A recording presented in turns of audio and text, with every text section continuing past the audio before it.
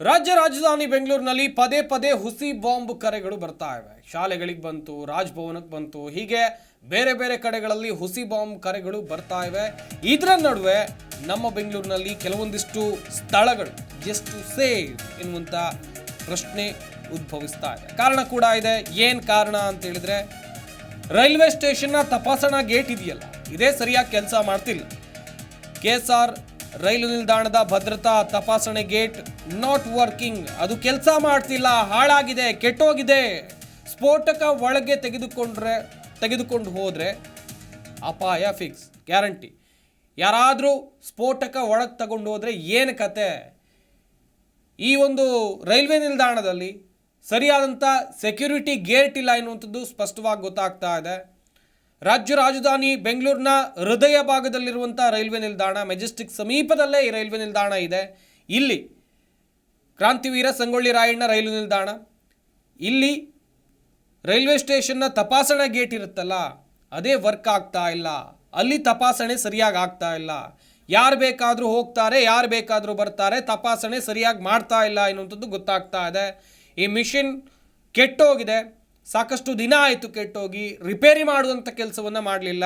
Repair ಮಾಡಿ ಅಥವಾ repair ಆಗಿಲ್ಲ ಅಂತ ಹೇಳಿದರೆ ಹೊಸ ಮಿಷಿನ್ ಅಲ್ಲಿ ತಂದಿಡುವಂಥ ಕೆಲಸವೂ ಕೂಡ ಆಗಿಲ್ಲ. ರಾಜ್ಯ ರಾಜಧಾನಿ ಬೆಂಗಳೂರಿನಲ್ಲಿರುವಂಥ ಪರಿಸ್ಥಿತಿ ಇದು. ಈ ರೀತಿಯಾಗಿ ಅಧಿಕಾರಿಗಳು ಇದ್ದಾರೆ. ಆದಷ್ಟು ಬೇಗ ಇಲ್ಲಿ ಈ ಬಗ್ಗೆ ಗಮನಿಸಬೇಕು. ನಿತ್ಯ ಸಾವಿರಾರು ಜನ ಇಲ್ಲಿ ಓಡಾಟವನ್ನು ನಡೆಸ್ತಾರೆ.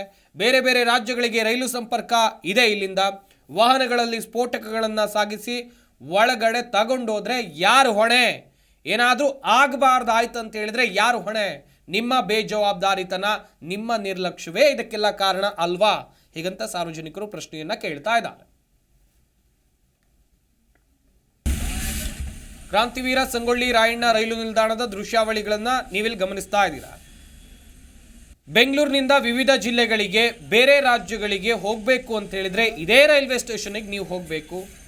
ಆದರೆ ಈ ರೈಲ್ವೆ ಸ್ಟೇಷನ್ನಲ್ಲಿ ಪರಿಸ್ಥಿತಿ ಹೆಂಗಿದೆ ಅಂತ ಹೇಳಿದ್ರೆ, ಸೆಕ್ಯೂರಿಟಿ ಚೆಕಿಂಗೇ ಆಗಲ್ಲ.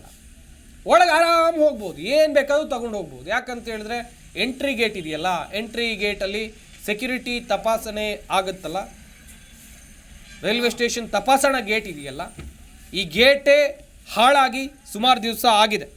ಇನ್ನೂ ಕೂಡ ಅದು ರಿಪೇರಿ ಆಗಿಲ್ಲ, ಅದನ್ನು ದುರಸ್ತಿ ಮಾಡುವಂಥ ಕೆಲಸವನ್ನು ಕೂಡ ಮಾಡಿಲ್ಲ. ಸ್ಫೋಟಕ ಒಳಗೆ ತಗೊಂಡು ಹೋದರೆ ಏನು ಕತೆ? ಹಾಗಾದರೆ ಇಲ್ಲಿ ಆರಾಮ್ಸೆ ಏನಾದರೂ ಇಲ್ಲೀಗಲ್ ಆ್ಯಕ್ಟಿವಿಟೀಸನ್ನು ಮಾಡೋಕ್ಕೆ ಇವ್ರು ದಾರಿ ಮಾಡಿಕೊಡ್ತಾ ಇದ್ದಾರಾ ಎನ್ನುವಂಥ ದೊಡ್ಡ ಪ್ರಶ್ನೆ ಕೂಡ ಉದ್ಭವಿಸುತ್ತೆ.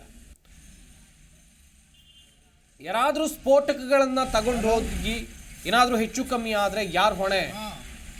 ಯಾಕೆ ಜನರ ಜೀವದ ಜೊತೆ ಚೆಲ್ಲಾಟ ಆಡುವಂಥ ಕೆಲಸವನ್ನು ಮಾಡ್ತಾ ಇದ್ದೀರಿ? ಪ್ರಶ್ನೆ ಸಾರ್ವಜನಿಕರು ಕೇಳ್ತಾ ಇರುವಂಥದ್ದು.